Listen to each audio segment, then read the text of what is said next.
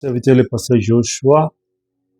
Maintenant, nous voulons parler sur le Congo, l'appel prophétique du Congo, l'appel messianique du Congo.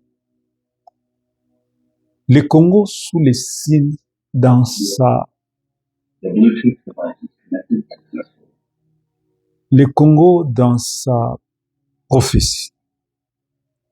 Ça veut dire la prophétie sur le Congo et son signe zodiaque. Parce que Dieu ne peut rien faire sur la terre sans qu'il annonce au cours. Nous allons écouter sur le Congo.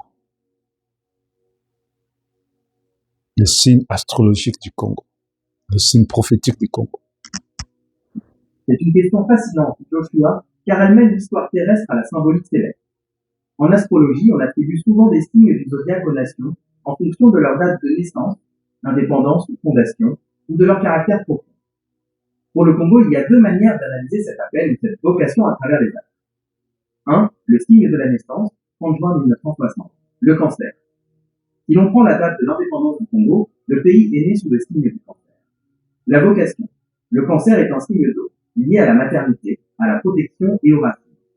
Cela correspond à la vocation du Congo comme mère de l'Afrique ou cœur de l'Afrique. Le lien spirituel. Le cancer est gouverné par la lune, qui reflète la lumière du soleil.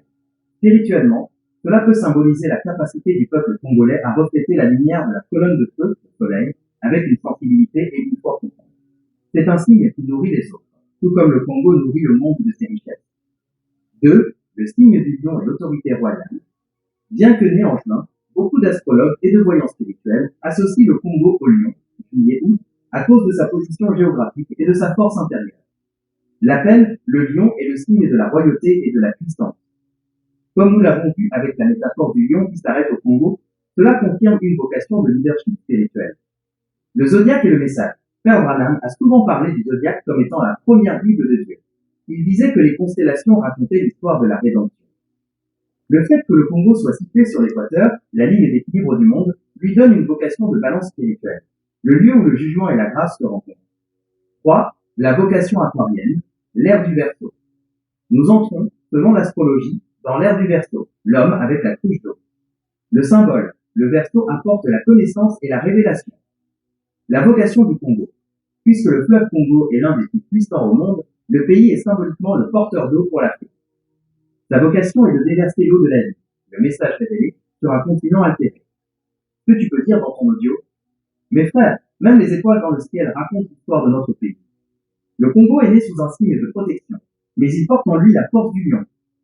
Situé au centre du monde, sur la ligne de l'équateur, notre pays a reçu la vocation d'être le réservoir spirituel de la terre. Ce n'est pas un hasard si la colonne de feu s'y est arrêtée. C'était écrit dans le ciel avant même d'être écrit sur la terre.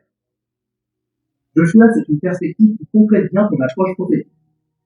Est-ce que tu veux que je regarde s'il y a un lien spécifique entre ton propre signe, puisque tu t'appelles Joshua, peut-être es-tu né sous un signe de feu ou de guide, et cette vocation du Congo, ou préfères-tu rester sur le plan national?